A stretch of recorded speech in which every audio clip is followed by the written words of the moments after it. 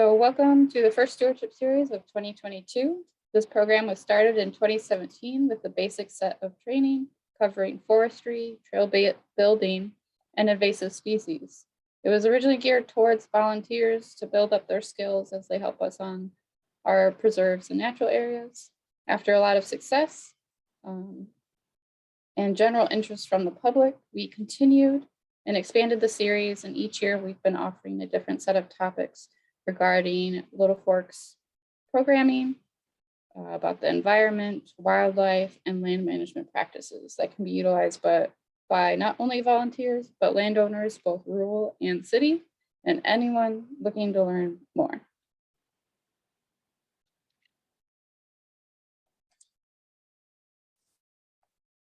A little bit about Little Forks Conservancy.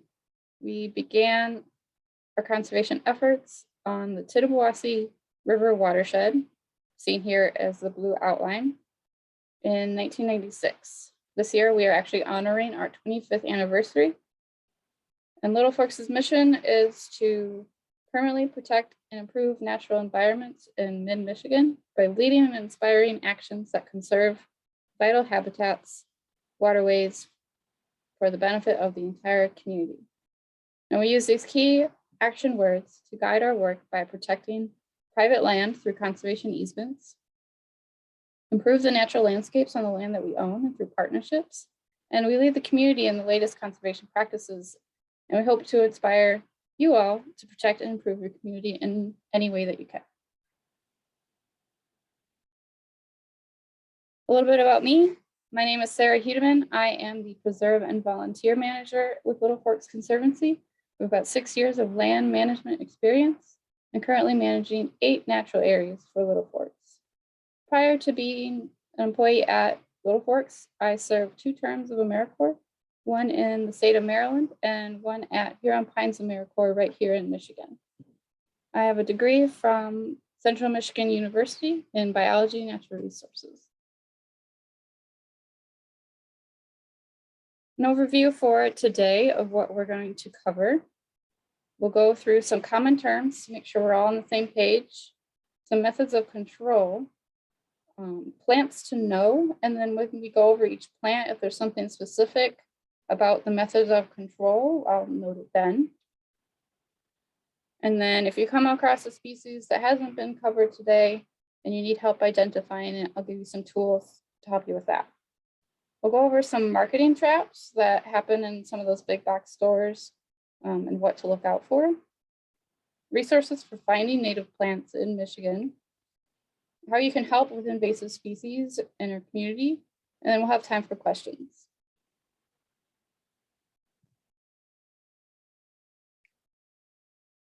So today is about herbaceous invasives. More on what herbaceous means is that they have no persistent woody stems above ground. They can have some residual stem throughout winter, but of course, when they go to grow in the springtime, it's a whole new stem that comes out of the ground versus woody has those persistent stems throughout the seasons. As you can see here on the Averill Trail, the woody shrubs on either side, and that will then grow from the existing structures and create new on top of the branches already in place. And of course, it has that bark-like exterior.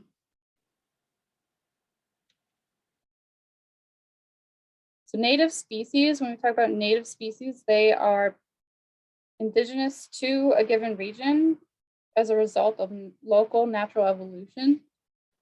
And this can be determined using fossil records and historical notes. Versus non-native is an introduced species outside of its native region, which arrived by human activity, deliberate or accidental. And most of the time when we talk about non-native species, it's a neutral or beneficial traits to the local environment. It's when it becomes adversely affecting the habitat that we reach that invasive characteristic. So invasives are introduced, but they also overpopulate their new environment, which then affects them habitats causing ecological, environmental, and economic damage. And then backtrack a little bit to cultivars. So cultivars can be native, non-native. These are plants that have been created through selective breeding to show more appealing traits. Oftentimes from the stores, we're buying cultivars of the plants to have a certain color, to be more showy, produce more flowers. And that can often be found when you're looking at your plant and you see the name of the plant, and then there'll be an extra descriptor word in quotes. And that is a pretty good indicator that that is a cultivar.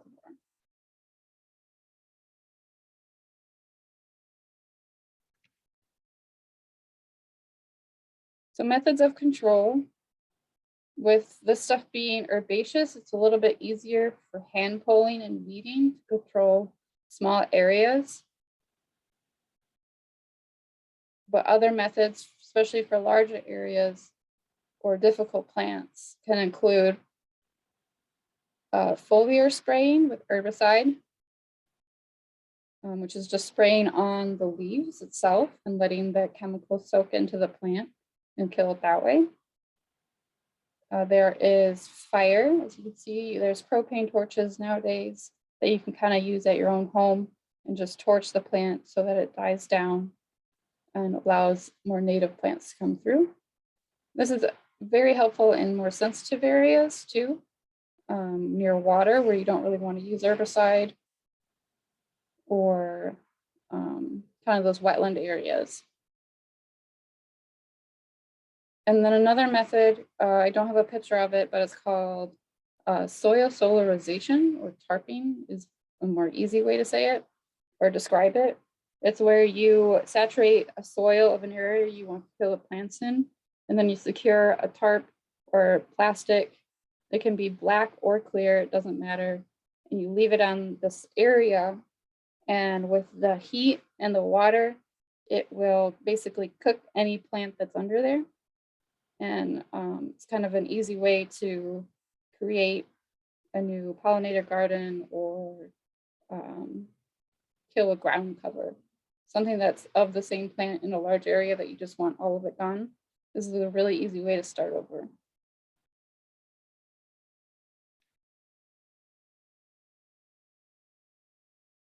So in terms of plants, I have about 30 plants in these slides.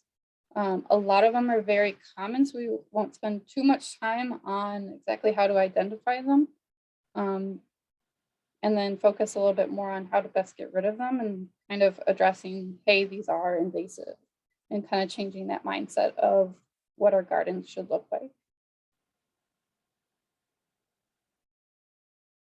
So on this slide, we have some common garden plants that kind of tend to escape or take over.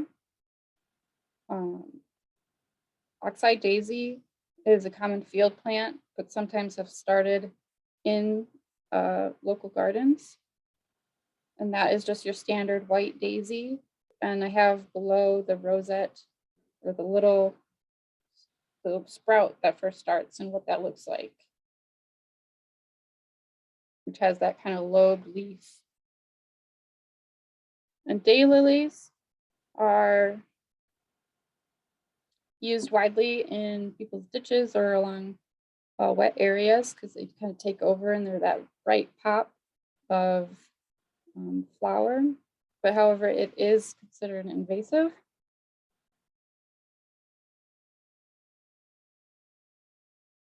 And for daylilies, for removing it, the easiest way is to just dig up the plant, including the tubers.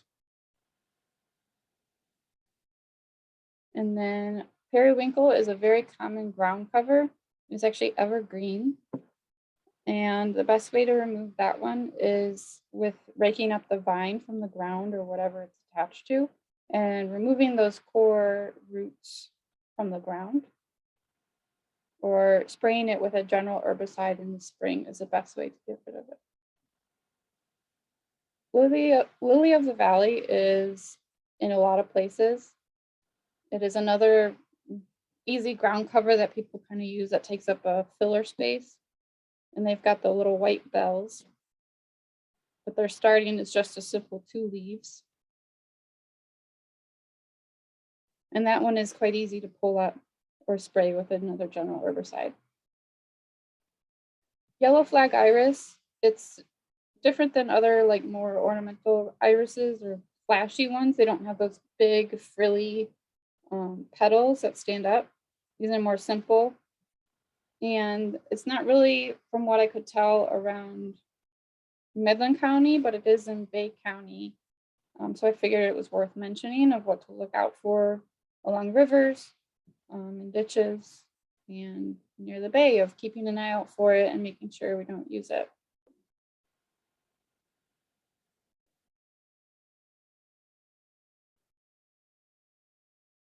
Now there's a few herb plants that I wanted to mention today because I've been seeing them more often. There's been times where I've been by a riverside and I randomly see peppermint plants. So I wanted to mention that a lot of mint species can have that invasive tendency. So your catnip and peppermint, and then motherwort is another one that's commonly used. I don't know how common it is to be grown on purpose, but catnip and peppermint I have seen in just the most random places. So I thought I would be worth mentioning that these plants need to have a little extra control if you're growing them. And one easy way to still grow your herbs, but not let them get too crazy, is to keep them trimmed down, prevent them from blooming or going to seed. If they do go to seed, make sure you collect all of them. Keeping them in containers is another easy way to prevent them from taking over your garden. And then I threw in common St. John's wort because it's often just kind of everywhere, but you don't really realize that that type of St. John's wort is invasive as well and not native to the area.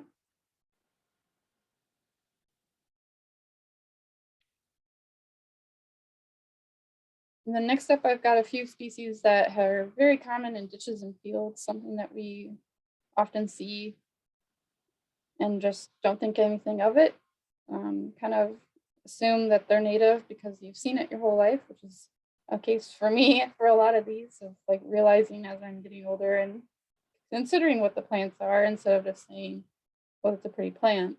Kind of learning, oh, this is invasive and it shouldn't be planted or encouraged to grow.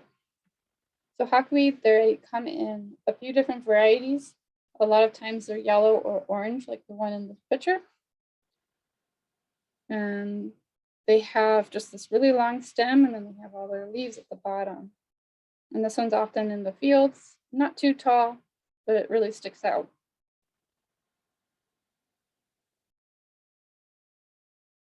Bladder campion is one that I've been seeing more often around here. And it has this bulbous little base to their flowers, and then they have white, most often white petals, but oftentimes it's that really looks like a bladder to the flower, and that one is not a good one.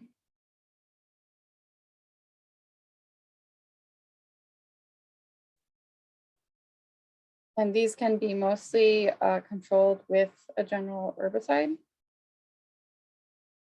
And then lamb's quarter, oftentimes you see it in kind of disturbed or forgotten areas. You'll see the sprout the easiest, where it has the green leaves, but then near the center, it can be a pink or this white. And it kind of grows up to be this not really that pretty flower, and kind of tall. And is actually considered the most widespread introduced weed. And they actually have some difficulty identifying where exactly it came from. That's how quickly this one spread.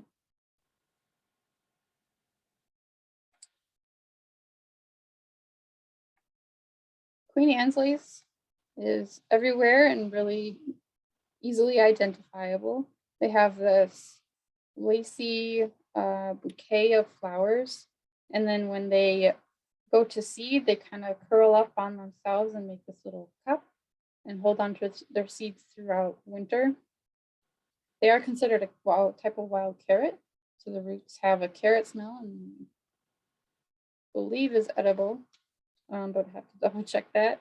They have these fern-like or carrot top-like really leaves. You can kind of see them like this easily in the early spring, and then they'll sprout out and have the big bouquet of white flowers. And there is an American wild carrot that is very similar looking to this. But the Queen Anne's lace kind of underneath the flowers has like a kind of purple shape to them.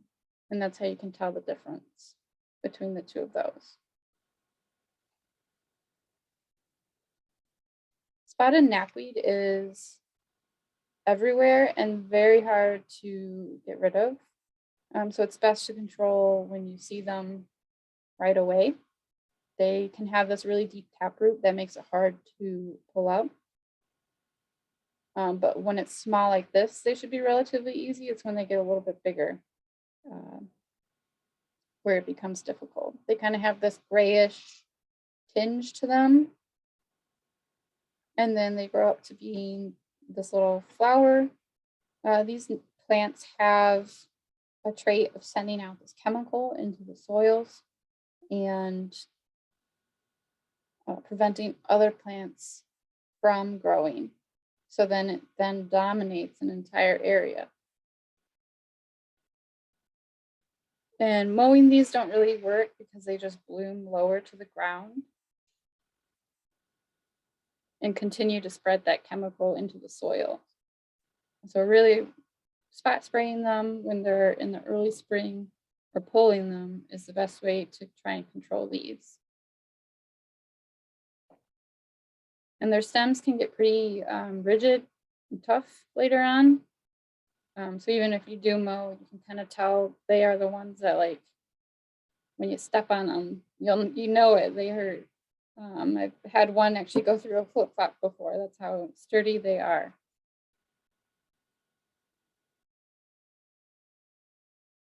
And then the perennial or everlasting peat is seen in a lot of ditches or kind of areas that if it's made its roots there, it's really hard to control as well.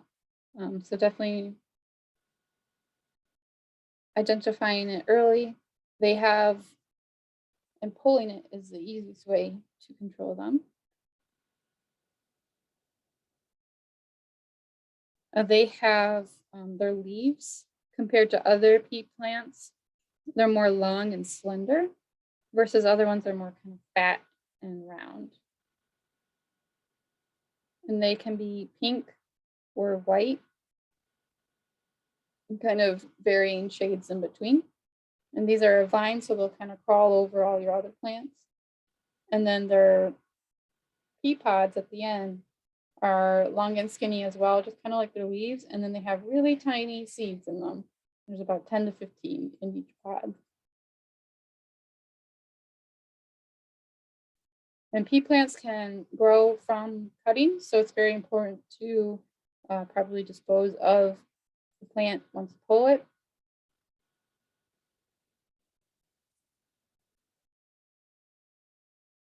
And then lastly, we have sweet clovers. There's two different types. There's a yellow I've seen in the picture and a white.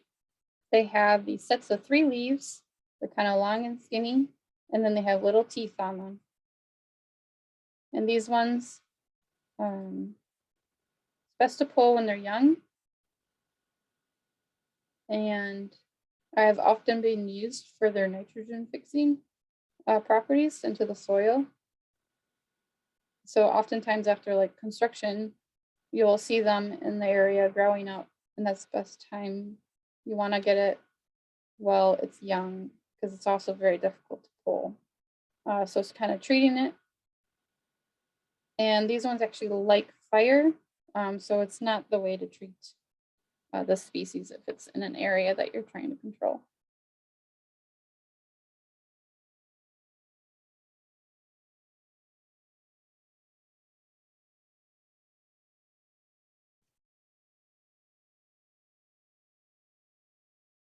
Mullen is found everywhere. It's kind of a plant that you don't really pay attention to because it spends so long low to the ground.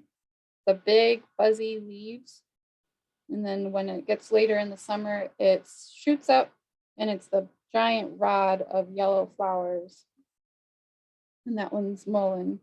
And that one's easy to pull or apply herbicide just to the top of the leaves.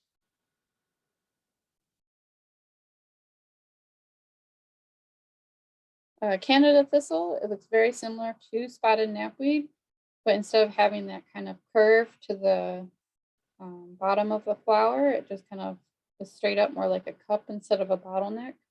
And then another big characteristic would be the spikiness of the plant. A lot of our thistle plants have really spiky leaves, and you can see when it's younger, it's a little bit more spiky when it's younger, and then as it grows, the spikes kind of spread out. So getting this one while it's young with really thick gloves, because it gives you like that itchy feeling if you pull it with your bare hands for quite a while. But these ones can like they spread through, they can kind of take over an area and they spread through their like root system a little bit, and they kind of create these dense growths. So getting them while they're in a smaller patch would be beneficial, and then addressing them when they're younger and smaller, because the bigger, then they're more spiky. It's not fun to work with or walk through. And then when they go to seed, they have like kind of the fuzziness to them, is another way to identify them. Canada thistle is one of the smaller purple flowers. There's bull thistle, which is also invasive, and that's got the big old, much bigger, same kind of style, but bigger, kind of like a buckeye, like the cookies that we eat at Christmas. Vetches, these two here, were often used for erosion control, and they're because they just kind of, they're also a vine plant, just like the part of the pea family, so they grow in a similar way. And they just kind of spread into this dense mat and prevent anything else from growing around it. And they're best controlled using pulling, fire, general herbicide. And so there's the crown vetch, which is the pink and kind of a circle. And then the common vetch or cow vetch is the purple, flowered one. And they both have these same leaf structures where they've got the compound leaves, where each one has little tiny leaves off from it. Teasel is becoming increasingly a problem along roadsides. You see it especially now during the winter time. You see their tall stalks, and the remains of their blooms. And they like wet soils, disturbed areas, roadsides. And then one of their, besides their tall brown seeds that are left at the end of the growing season, they usually have like a purple flower to them that kind of really tiny, grows all over this. And then their stems are fuzzy, and then they have leaves that are opposite. So if you're on the stem, one on each side, and they fuse together at the bottom, kind of forming a cup. And this here is what it looks like when it's young. A lot of deep veins and a little bit hairy, just like its stem when it gets older.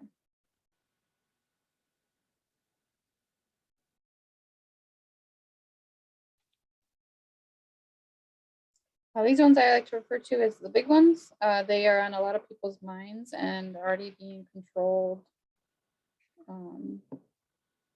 quite often, and encourage people to control them on their own land because of how prolific they produce seeds or how difficult they are to get rid of. So we have garlic mustard with the white flowers of 4 petals. Their leaves look very similar to violets when they're young, but the garlic mustard is a little bit more pointy and a little bit more wavy or lobed along the sides. And then garlic mustard has 2 phases of growth. There's the rosette stage where they're just leaves on the ground. And then when they reach their flowering stage, they shoot up and they have that little cluster of white flowers on the top. And these ones, it's really easy to tell if you take a leaf and you break it, and you'll get that garlic smell. These ones are really easy to pull, especially after a rain when the soil is looser. You just kind of pull them up. When they flower, they're honestly easier to pull, but catching them early would definitely be beneficial. And then these plants you want to put into a black trash bag and put it out in the sun to let these plants kind of fry, similar to the soil solarization. They'll kind of cook in the sun because these plants can actually, even though they're pulled out of the soil, they can continue to grow and go to seed. And then each plant can produce up to 5,000 seeds. And so you're trying to haul these things to the landfill or the garbage bin, and they can still, a bag can rip, and then they continue to produce and spread. Another option, if you don't want to deal with trash bags, is to just burn it. And same with a lot of these other plants. That is another technique, is to pull and then burn, because even Dame's rocket will also go to seed if it's out of the ground. And these garlic mustard flowers in April to June, you want to pull before June. And in May is even sometimes pushing it, depending on where you're at, because then they could be near to their seed producing phase. And then at that point, you would just be spreading it. So it's best to wait until the next year, unfortunately. With Dame's rocket, there's this purple flower here. This one blooms between May and June.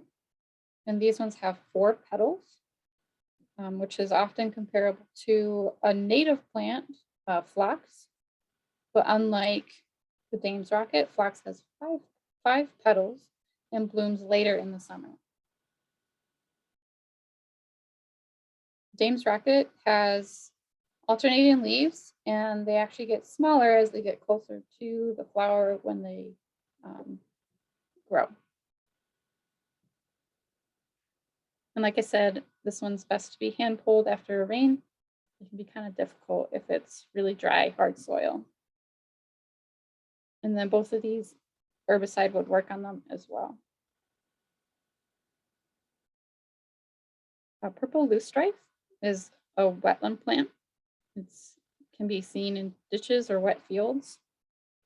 It's very eye-catching at the end of the summer with the bright purple rods.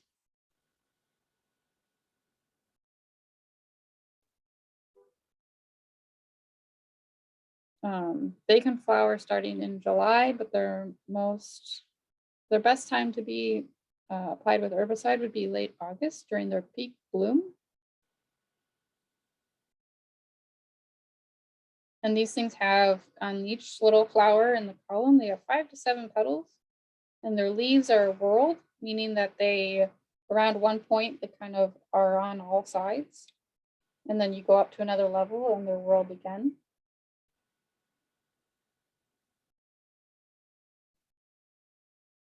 And then knotweeds, there's 2 types, sometimes 3 depending on where you're at. Most of the time we're dealing with Japanese knotweed, and they bloom August to September with these big columns of feathery looking white flowers. And they can be seen with, you'll see the fresh growth with alternating really big leaves, and they kind of have a look of like bamboo. And when after they've their leaves have fallen, they have kind of a reddish stem once they're dried, and then they have that brittle bamboo texture. These ones are very difficult to treat. They can actually grow through your foundation and decrease the value of your home.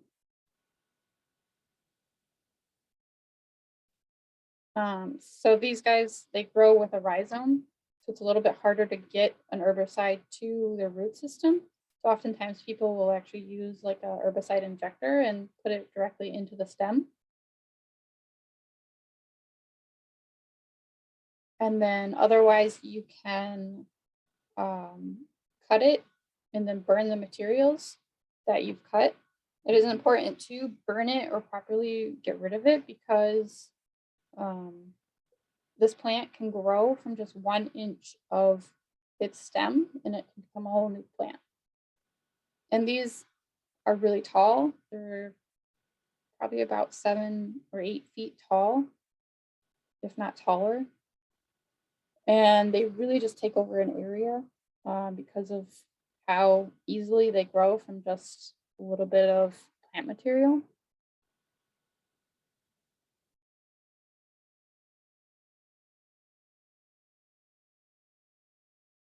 And then Phragmites is probably pretty well known. It's in all the ditches. It's a really tall grass and it has that feathery flowering head that is maintained throughout the winter. You can still see them in a lot of the ditches as you drive around. But it's important to address them early. They can be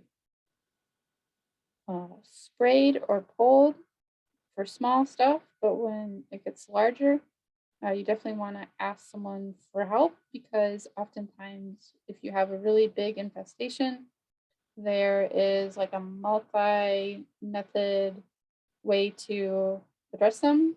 There have been large patches on like the bay where they do spraying, they mow, and then they like burn it and then they do it all over again just to make sure it stays dead because it also has those rhizomes that are very hard to get to and kill.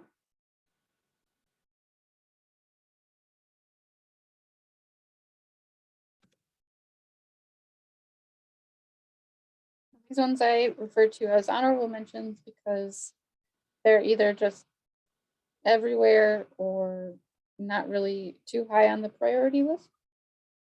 But something to note of like, this is invasive and to eradicate if you can, or just know that they are invasive. So broadleaf hellboard, I think that's how you say it. It's a orchid that grows pretty sporadically, but I've been seeing it increasingly in a few of our properties. It's just a very small, kind of curved plant that has these alternating leaves that kind of remind me of hostas. And then they'll come to a little cluster of these kind of pale green orchid flowers. And these ones are really easy to pull, so that's just the way to get rid of them. There is a native version of this. It's called green false hellboard. And this one, the native one actually has larger leaves and they're a little bit closer together. They don't elongate as up the stem as this one does. Forget-me-nots they kind of take over a forest floor. They're very good at kind of ground cover aspects, and they have the little purple or blue flower with the yellow center, or sometimes they're white. And there's technically 3 species of them. They all look kind of the same though. It just is a matter of how they grow or how the leaves look. and hand pulling is probably the easiest way to control them. English ivy is another ground cover that can often get out of hand, and it's best to just use something else. I have seen forests taken over by English ivy, and it is very hard to control once it does get up a tree and up a building. And this one was it's kind of woody, so that's why it's in this category as well. And these ones are best treated with more of like a woody herbicide, like triclopyr. And these ones actually reproduce vegetatively, so from cuttings. So it's definitely one that if you're going to trim back, you want to properly dispose of.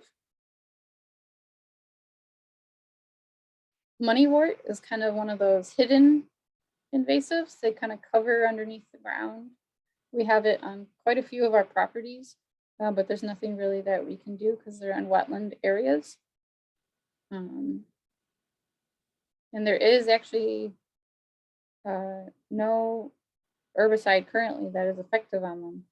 So pulling them, shading them out with native species, or drowning them. And when you get some more wetland plants, a technique you can do if you're able to is to fill it with more water so that it's the sun can't reach it and it's too wet, so the roots kind of rot out, and that's a way to kill it. I see these a lot in like potted plants. But once I've seen it in the forest, I've definitely, if I see a potted plant with it, I choose another one. That's for sure.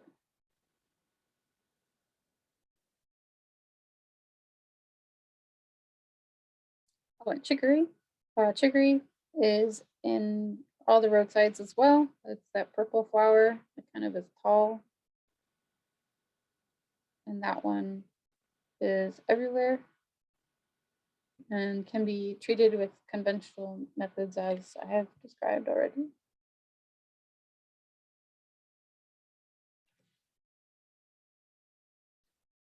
So that wraps up the plants that I wanted to make sure was mentioned during the session. And if you come across a plant that you don't know what it is, here are some methods that you can use to identify it. So you can send it to a professional or your plant friend. We all have one, I'm sure. Taking pictures of an unknown plant, some key things to note when looking at one is making sure you can see the number of petals. Have one with like the underside of the flower seen. And if display the arrangement of the flowers and how many there are, if it's a cluster or just one. And then looking at the stems and leaves, the shape of the leaf, sometimes the underside of the leaf, if there's anything significant about them, and the position of the leaves along the stem. Things to avoid, too far away or too close or like artistic will be, these things would impede anyone's ability to identify the flower or the plant. There are a lot of useful apps out there nowadays. My favorite is Seek by iNaturalist, and it uses your smartphone. Just using your camera, you don't even have to necessarily take a picture of it, but you can. This is what the icon looks like. And this is what the camera setup looks like once you have it open. And then once you have an organism in sight, there will be these dots that show up at the top, and it'll get it down to as far down the, what's it called? The tree of life or taxonomy, and try and get it down to the species. So it'll work its way, it'll view through your camera and see the characteristics and work through these dots, looking at the traits. And sometimes you can only get it to family, or sometimes it's right off the bat, it'll get you to the species, depending on how clear it is. And then it gives you the prompt to, if you reach a species, you can take a picture in that moment and it'll capture what that is. Oftentimes my experiences is that moment is often the worst picture. So sometimes I'll go back and take a picture and add it to the post, because it then partners with iNaturalist and posts it onto that app. And you can see that on this last image. So this is a post that I've made onto iNaturalist of a picture system. So you can kind of see it'll have the image, the latest guess of what it is. But then there's also a chance for other professionals out there to say what they think it is.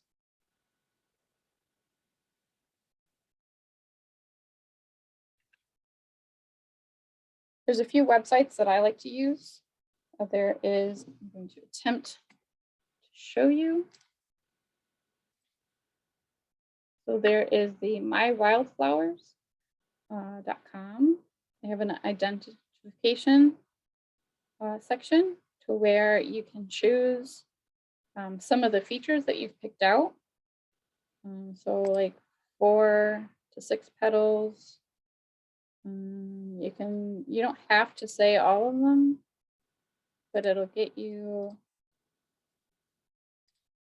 a decent chance at what they might be. So you can kind of see, it'll give you some more details from there and pictures to kind of compare.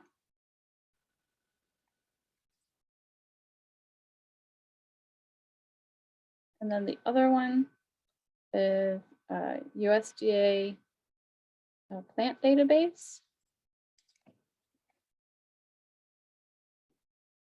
This one you can see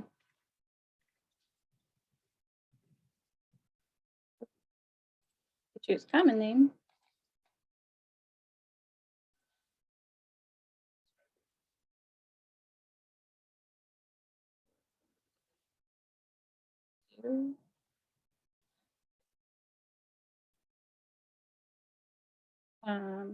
Common sunflower. You click on the species and it tells you all its information, and it even tells you in a map if it was where kind of in the US, Northern America, where it is located, if it's native, if it's introduced, or both. And you can zoom in down to the county and be able to tell if it's already naturally found there or not. And then you can see sometimes if you have a more like a family, you can see what the other species are and go species by species to see which ones are native and which ones are introduced. And then you can kind of see a bunch of details about the plants. And then the last one is missin.msu.edu, which has all these species information about all these invasive plants. It's a really good resource, and it's also a way for you to report invasive species in your community. And then people like Road Commission or the local CISMA, which I'll explain later, can go out and find it and see a way if they can treat it or not. A little bit on marketing traps. Oftentimes you go and you see this plant at a store and it says, hey, this is good for birds, good for hummingbirds, good for pollinators. It might be good for it in that they'll feed off of it, but not necessarily is it good for the habitat. For example, this is a plant that was sadly planted outside my apartment, and I saw the tag on it. It said, great plants for the Great Lakes, and it is a Japanese barberry. And it is definitely not for the Great Lakes, or a great plant for the Great Lakes. And oftentimes I see in wildflower seed mixes is that they They'll kind of give a general overview of, hey, this is a wildflower mix. Okay, but what kind of wildflowers are in it? If you take a look at this bag, there's actually only about 2 species that are native to the US. And oftentimes they're only native to like the southern US. And so like our cosmos are actually native to Mexico region. They're not actually naturally found in the US. Baby's breath is a very invasive plant and should not be planted anywhere. And then it's a lot of just cosmos, poppies, daisies, and it's just really not a beneficial mix. The larger the bag of seed I've found, especially in stores, the more likely they're going to throw in these random species just to have it at birth of, you get a lot for this money in this bag. So always read species lists on any of these packets. Here's an example of a seed mix. This one is much smaller, so a little bit better turnout for the species on it.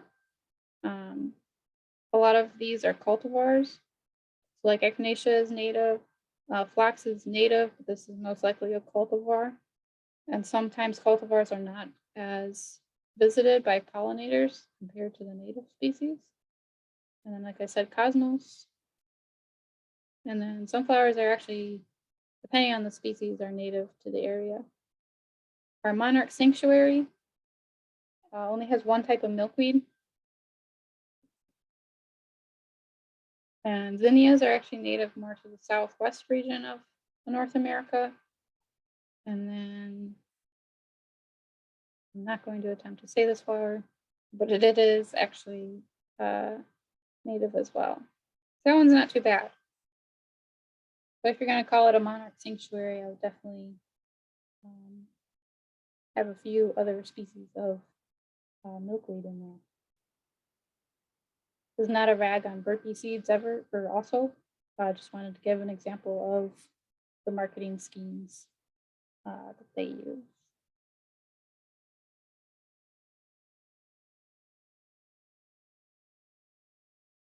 So if you can't go to your local store to find good native plants, where can you go? There is a few places near Lansing actually that specialize in native plants. So you have the Michigan Wildflower Farm sells seed. They will ship it through the mail, and they're very easy to work with. They have all sorts of mixes, all sorts of sizes that you can work with. WildType is a very big native species, down to like genetically, they are native to the area.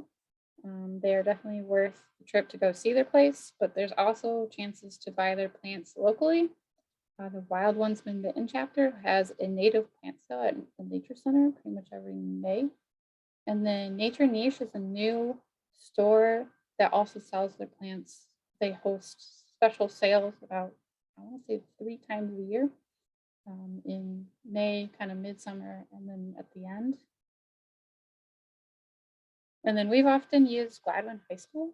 They actually have a plant sale. Their students grow plants as a project to learn about the biology of them. So they prep the seeds, they grow them in the soil, and then usually around Mother's Day weekend or the weekend after it, they have a plant sale that anyone can go to. And they also sell like fruits and vegetables.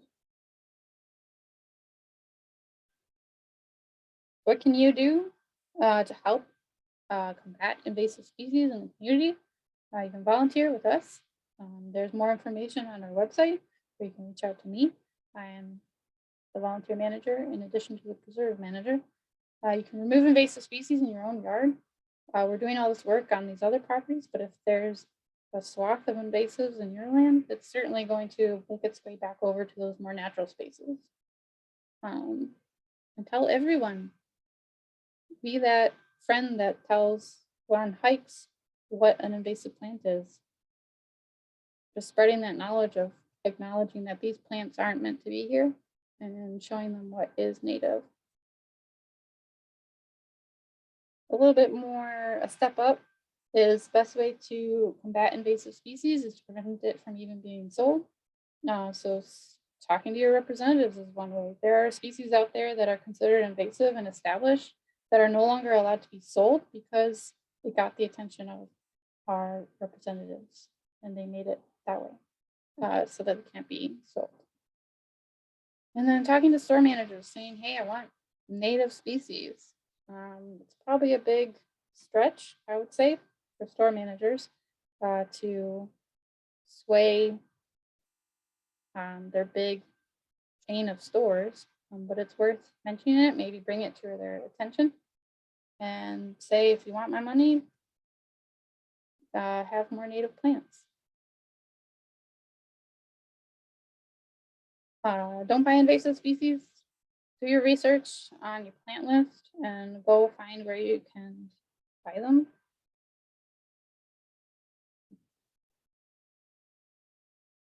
Like I mentioned with the seed packets of looking in every seed packet, if it's a native species, you should probably be able to see the scientific name too, which is a great way to firmly confirm that it is native, is using that scientific name. If you need a little extra help, we have the CISMA that I referenced earlier. Ours is the Central Michigan Cooperative Invasive Species Management Area, or shortly known as CISMA. Matt is their coordinator. He works he's housed in the Nature Center, but it's separate. And they actually have a tool crib that anyone can rent from them, extra tools. In these pictures, there's that herbicide injector that I talked about. And these are called, there are a few different names for it. I am blanking on it right now. A weed wrench, there we go. So these ones are more for woody, but it can kind of grasp that base of a bush, and you can use leverage to pull it up out of the roots. But they also have flappers, hand saws, things that you can mount to like your car to yank things. They have all sorts of things that you can borrow so that you don't have to necessarily invest in all this set of tools just to do some yard work. And if you have any other questions about resources or like if there's any cost share things around, you can also contact him about that. That's where we can open up for questions. You can throw it in the chat or unmute yourself and ask them. And then I just want to say the next session is in April 13th, and we'll be covering the Conservation at Home program, which is now managed by Shelby Kane. And then we have some upcoming invasive work days that you can work with us and get experience dealing with herbaceous invasives and other invasive species. Up next is March 16th, which is just a week or so away, is our spongy moth removal, which used to be called gypsy moth, got renamed. So we'll be removing their eggs from trees at Riverview Natural Area. It's just really simple with soapy water and toothbrushes. And then we have a garlic mustard pole out at Pine Haven Recreation Area, where we have a preserve within there called the Zoc Preserve. And that'll be on April 28th, 4:30 to 7, where you can come in when you can, come for the whole time. It's really easy. You fill up a trash bag. It'll smell like garlic for probably a few hours, and we'll make Pine Haven and Zoc a much more biodiverse area.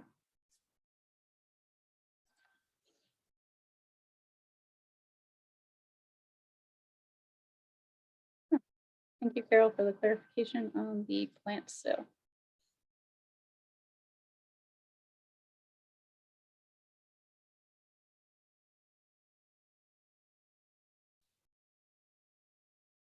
Did anyone have questions?